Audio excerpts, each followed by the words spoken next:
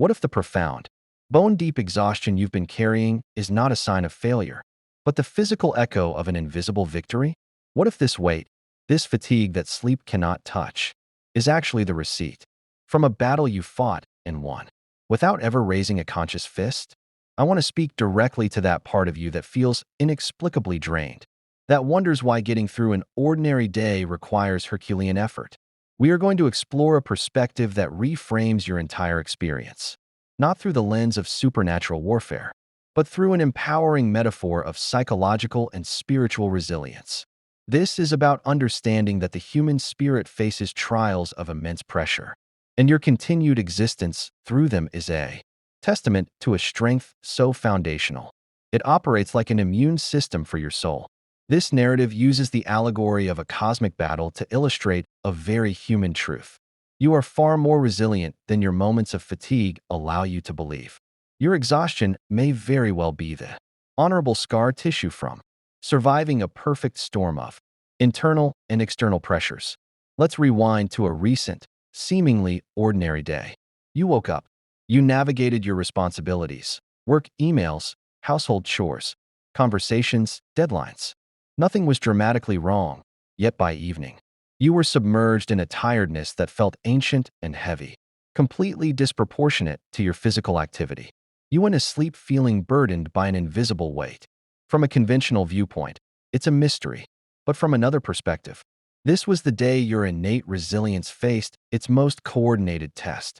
Imagine, metaphorically, that the challenges of human existence, our doubts, fears, temptations, and drains, could be personified as opposing forces.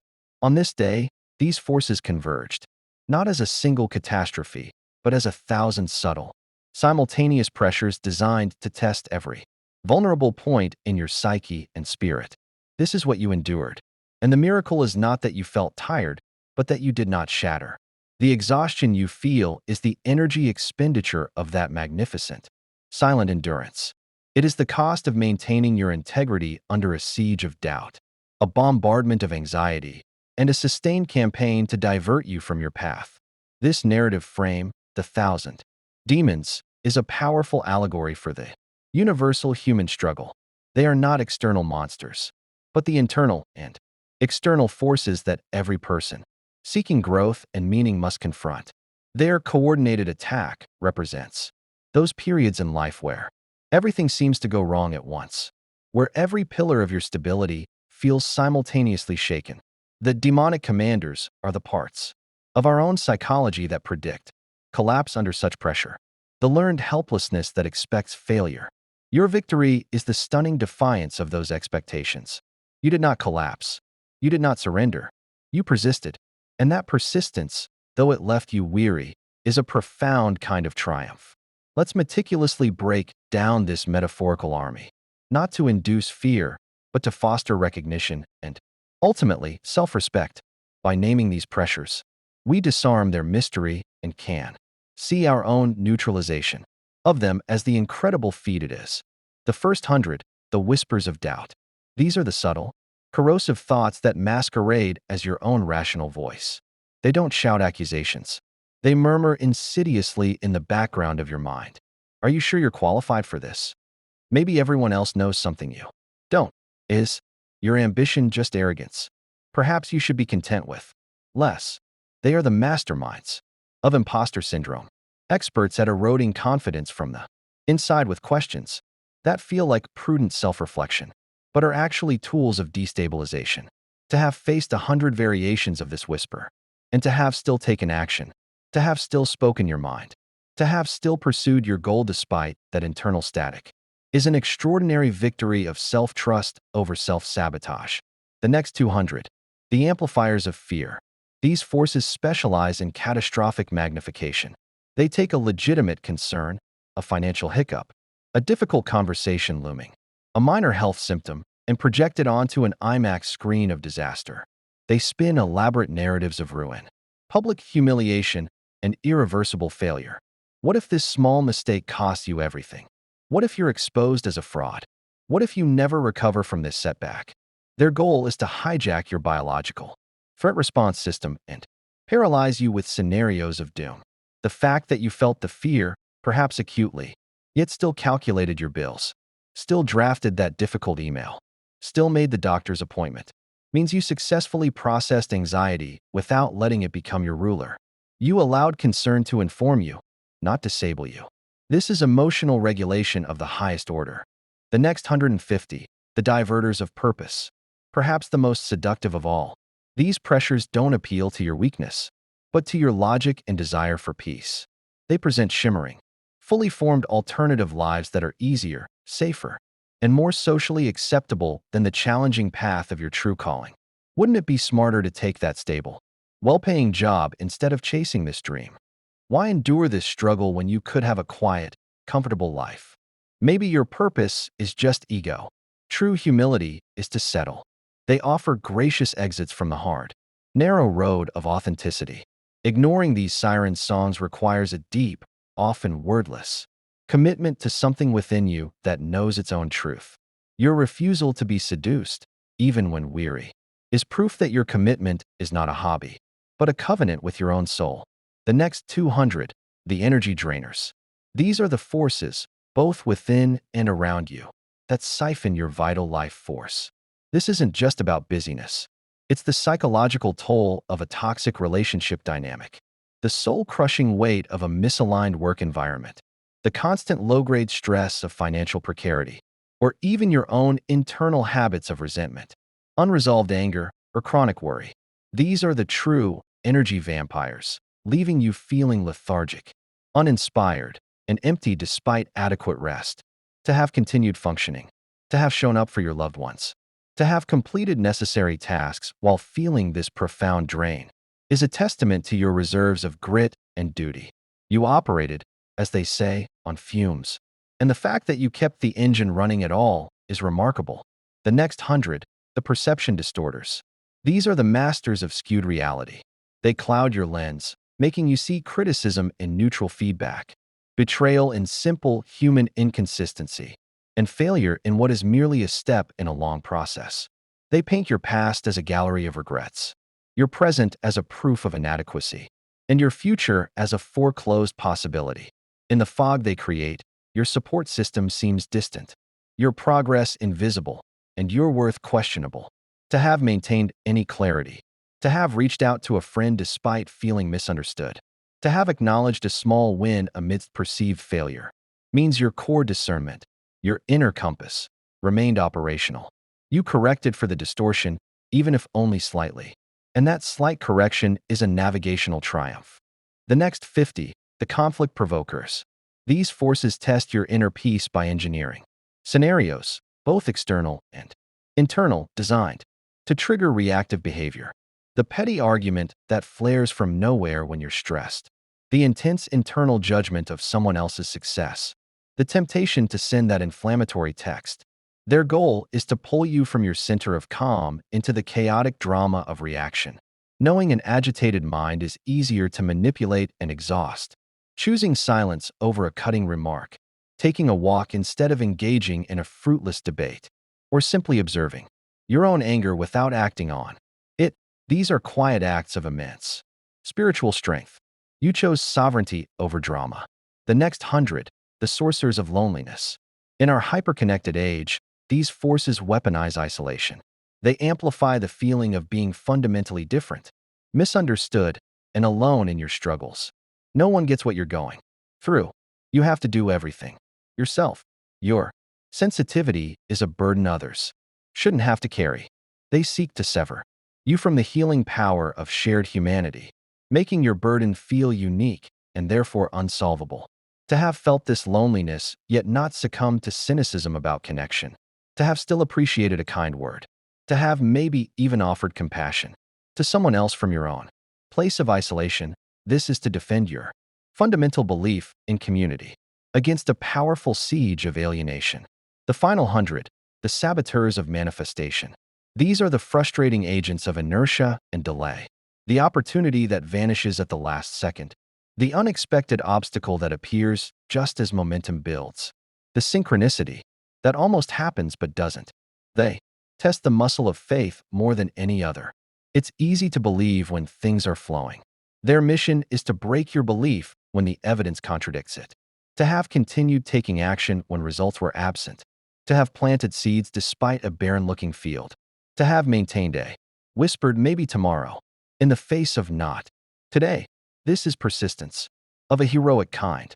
It's the faith that is itself the evidence of things not seen. This, then, was the metaphorical army, a perfect storm of internal and external psychological pressures. To face them sequentially would be challenging enough, but you faced a convergence, a simultaneous assault on multiple fronts of your being. And your response, the response that has left you so tired, was not a dramatic, conscious counterattack. It was something far more profound, automatic, integrated resilience. Your psyche and spirit, forged in all your previous experiences, did not require your conscious mind to declare war. They simply activated their defenses.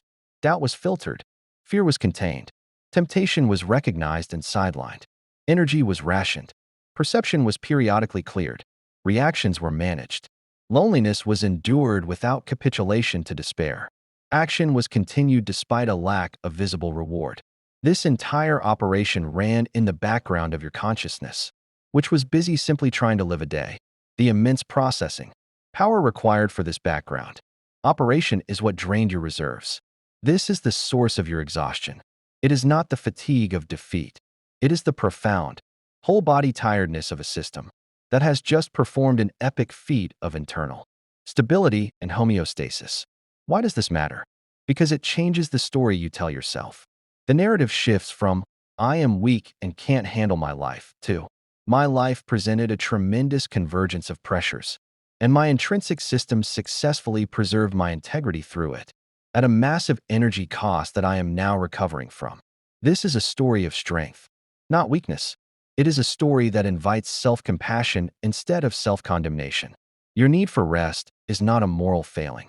It is a biological and spiritual necessity, as logical as an athlete needing recovery after a marathon. This level of innate resilience suggests something deep about your constitution. It was not built in a day. It is the layered result of every hardship you have ever faced and integrated. Every time you chose hope over despair. Every time you got back up after a fall. Every time you forgave when you could have held a grudge. Every time you learned a difficult lesson. Your spirit has been in training, often without your conscious awareness. This recent battle was a stress test of that training, and you passed. The exhaustion is the sensation of your system upgrading, integrating the lessons of this latest trial into your permanent framework of being. You are not the same person you were before this convergence. You are stronger, though you feel more fragile.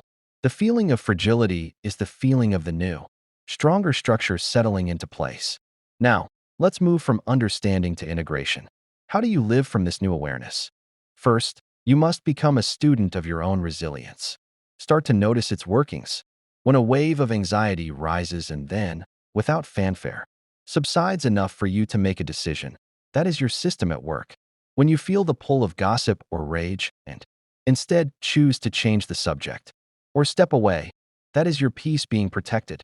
When you feel utterly isolated, but put on a song, that makes you feel connected to humanity, that is you actively sourcing solace. Celebrate these micro-victories privately. They are the proof that this strength is not abstract. It is your functional reality.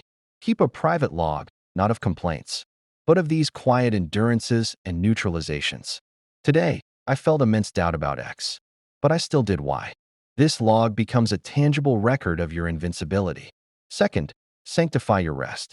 Now that you see your exhaustion as post-victory recovery, approach rest with the reverence it deserves.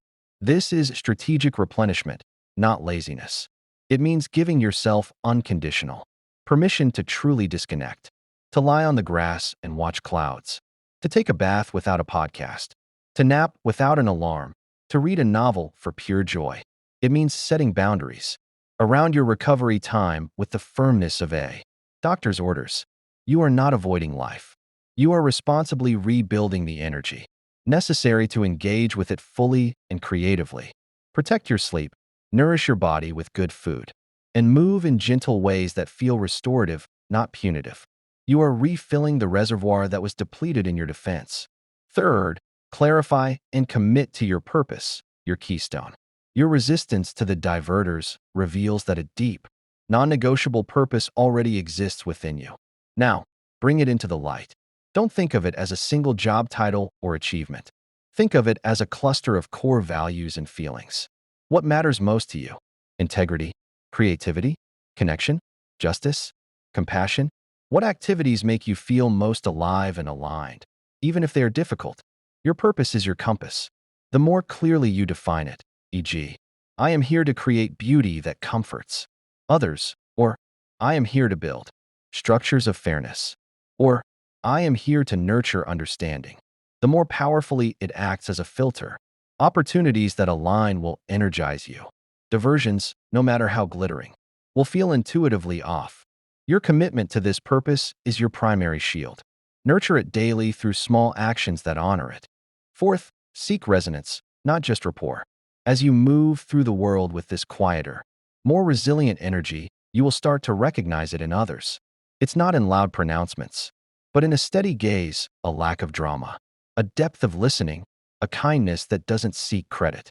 These are your fellow travelers, those who have also faced their storms and carry the quiet dignity of survival. Connect with these people. You don't need to dissect your battles. Often, the connection exists in shared silence, in mutual respect, in the unspoken understanding that some depths need not be explained. This network is your external mirror, reflecting back the strength you are discovering within. Fifth, steward the returning energy. As you rest and recover, your vitality will return. This is a critical phase. This new energy is different. It is clearer, denser, and more focused. It is not the scattered, anxious energy of survival mode. It is the energy of creation. Before the next inevitable life challenge arises, use this renewed strength to build. Build the daily habits that support your physical and mental health. Build the projects that have been whispering to you. Repair and strengthen the relationships that matter. Invest in learning a new skill. This is the phase where you move from defense to creation, from surviving your life to actively building it. You are not just recovering to your old baseline. You are preparing to operate from a new plateau of proven resilience. Your journey now is one of integration. You are learning to wear your strength comfortably, not as a heavy armor, but as a familiar skin. The goal is not to live in a state of constant vigilance for the next attack, but to live with the unshakable knowledge that whatever form the pressure takes, your capacity to meet it, endure it, and integrate it is already within you. You have the receipt. You have the proof. The exhaustion is that proof, written in the language of your body and spirit. So when the tiredness washes over you, try a new inner dialogue. Place a hand on your heart and say, "This is the feeling of a great victory being integrated. This is my system rebuilding after holding the line. I honor this fatigue. I will rest with purpose." You are not falling behind. You are in a sacred process of consolidation. You are participating in one of the most profound human experiences, the transformation of suffering into strength, of pressure into diamond-like clarity. You are not just a survivor. You are an alchemist of your own experience. The path forward is illuminated not by the absence of shadows, but by the knowledge that you carry an inextinguishable light within you that has already weathered the storm. The clouds are parting. The air is clearing. It is time to rest, rebuild, and rise, not in defiance, but in the quiet, powerful sovereignty of one who knows their own unbreakable core. Your future self, energized, purposeful, and resilient, is awaiting your arrival. Welcome them. You have earned their presence. Through every step you took when you felt you could not take another. This is your awakening, not to a war, but to the profound and lasting peace that comes from knowing you cannot be destroyed.